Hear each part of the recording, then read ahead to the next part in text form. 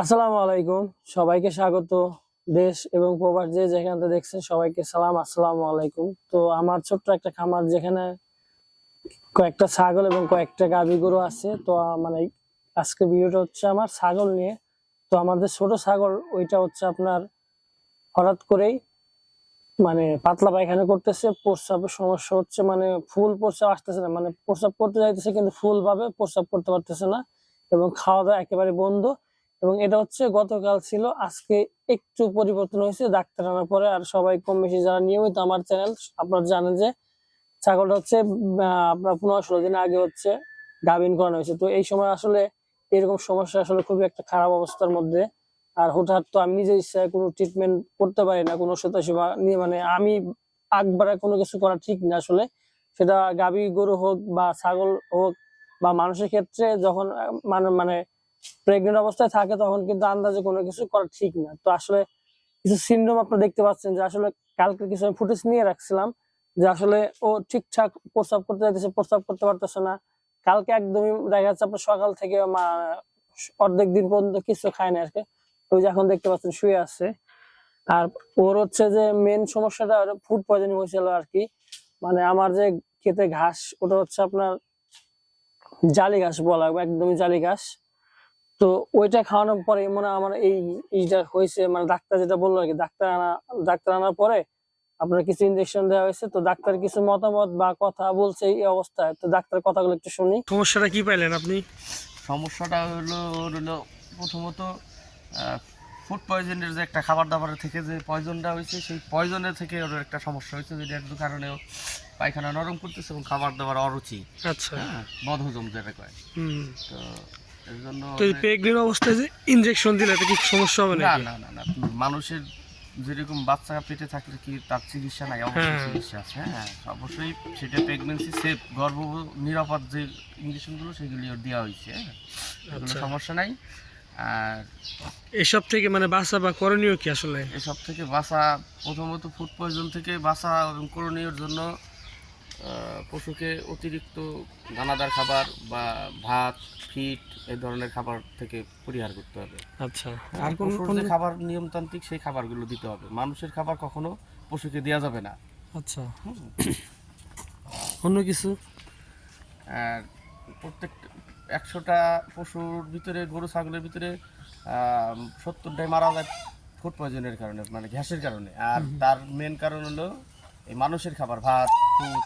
হ্যাঁ, আমি তো কিন্তু ভাত, খুদ, ফিড এগুলো খাওয়া না, অল্প দেখা 2-1 মুঠ ভুসি খাওয়ানো হয়। অল্প, তারপরেও মানে অনেক সময় হয় ঘাসে কিছু হ্যাঁ, বর্তমানে তো জালি ঘাস খাওয়ানো হইতেছে তো। নাইট্রিক পয়জন থাকে, ওই পয়জন থেকেও হয় এরকম পয়জন। যদি কোনো পশু খায় তাহলে তার পয়জন বদহজম বা পেট ফাঁপা এই ধরনের। আচ্ছা, এখন যে ট্রিটমেন্ট দিলে আল্লাহ ভরসা তো ঠিক হয়ে যাবে ইনশাআল্লাহ। ভরসা, ঠিক করার মালিক আল্লাহ। ট্রিটমেন্ট দিচ্ছি ইনশাআল্লাহ। আসলে ডাক্তারে আনার কারণ হচ্ছে কি, দেখা গেছে নরমালি কিন্তু এই সময় হচ্ছে আপনার এরকম হইলে পর আমি কোনো অতটা টেনশন করতাম না, যেহেতু আমার ছাগলটা হচ্ছে আপনার 15-16 দিন হয়েছে আপনার হলো প্রেগনেন্ট, তো মানে গাভিন করা হয়েছে। তো এই সময় তো আসলে আমি যদি গ্যাসের সমস্যা হয়, আমি আন্দাজে কোনটা খাওয়ানো উচিত হবে, কোনটা খাওয়াবো, এটা ঠিক মানে ঠিক না, মানে উচিত না আসলে। মানে এই অবস্থায় কোনো কিছু আপনার নিজে, যদি আপনি অভিজ্ঞ মানে ডাক্তার হন, সেক্ষেত্রে বিষয়টা আলাদা। তাছাড়া আপনি কিন্তু এই যে ওরা হচ্ছে ওর 2টা মানে বাচ্চা, ওরা কিন্তু ঠিকঠাক দুধ খাওয়াচ্ছে না। কিন্তু আলহামদুলিল্লাহ কালকে আপনার যে ইনজেকশন গুলো দেখলেন, মানে 3টা ইনজেকশন দেওয়া হয়েছে। তো ইনজেকশন দেওয়ার পরে আসলে একটু স্বাভাবিক আছে, কিন্তু আজকে পায়খানা কিন্তু একই রকম আছে। তো ডাক্তার বলছে যে মানে পায়খানা বন্ধ হওয়ার জন্য কিছু করে নাই, কারণ হালকা একটু গ্যাস হয়েছিল আর কি, গ্যাস হয়েছে। যে কারণে পেটটা একদম পরিষ্কার হয়ে যাওয়া লাগতেছে। মানে এটা মূলত হচ্ছে আমার যে গরুগুলো গাভীগুলো আছে, ওইগুলো হচ্ছে আপনার ধীরে ধীরে বা পাতলা পায়খানা করতেছে। এর বেশিরভাগ মূল কারণ হচ্ছে যে ছোট ঘাস, অতিরিক্ত সার পানি দেওয়ার কারণে। তো ঘাসে দেখা গেছে নাইট্রিক কি একটা সমস্যা থাকার কারণে এই অবস্থাটা হয়েছে। তো এই জন্য ওর জন্য হচ্ছে আপনার যে কাঁঠালের পাতা, মানে শুকনা খাবার ভুসি খাওয়ানো কালকে থেকে বাদ দিয়ে দিছি। তো আজকে মোটামুটি ভালোই খাইতেছে আর কি। তো শরীর অনেক দুর্বল হয়ে গেছে আর কি। মানে ধরেন কালকে সকাল থেকে আপনার প্রায় অর্ধেক দিন যেটা বললাম যে খাওয়া দাওয়া নাই।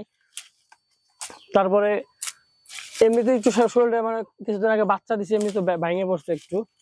তো এখন যতটা শুকনা খাবার ওর জন্য করা যায় সেটা খাওয়ানো হচ্ছে। তো আসলে এটা একটা টেনশনের বিষয়, এবং আমি এটা শেয়ার করা মানে ভিডিওটা করার উদ্দেশ্য এটা যে আপনার চ্যানেলে যারা নিয়মিত আছেন সবাই আমার ছাগলের আপডেট বা গরুর আপডেট দেখতে চান। এবং আসলে যখন আপনার ছাগলের প্রেগনেন্ট অবস্থায় এই যে পাতলা পায়খানা করবে, খাবার দাবার খাবে না বা হালকা পাতলা চুনাবে, মানে ফুল চুনাইতে পারবে না, তো সেই ক্ষেত্রে আপনি কি করবেন, এই জন্য আসলে ভিডিওটা করা। প্রথমত আসলে আপনি হচ্ছে নিজে নিজে আগ বাড়ায় কোনো কিছু নিজ বুদ্ধিতে করবেন না, মানে করা উচিত না, মানে বৈজ্ঞানিক ভাবে মানে উচিত না আসলে। আর সেটা হচ্ছে, আর দ্বিতীয়ত এই সময় আপনার ডাক্তারের পরামর্শ নেওয়া এটা উত্তম। ডাক্তারের ভাষ্য মতো যেটা বললেন সেটা শুনলেনই আসলে। তো আসলে দোয়া করবেন ইনশাআল্লাহ যেন দ্রুত সুস্থ হয়ে যায়। শরীরটা না নেই আসলে, শরীরটা একদম দুর্বল হয়ে গেছে ওর, মানে হাত পায়ে মানে খাবার দাবার না খেলে আসলে যা হয়। তো আসলে দোয়া করবেন যেন দ্রুত সুস্থ হয়ে যায়, ইনশাআল্লাহ আপডেট জানাবো কি অবস্থা হয়। ততটুকু আসলে এই প্রেগনেন্ট অবস্থা আসলে ছাগলের এই সমস্যা হলে কি করবেন, বা মানসিক ভাবে আমি বা আপনি কি অবস্থায় থাকেন, বা এরকম সমস্যা যদি আপনারা কেউ পড়ে থাকেন সেটাও কমেন্ট করে জানাবেন।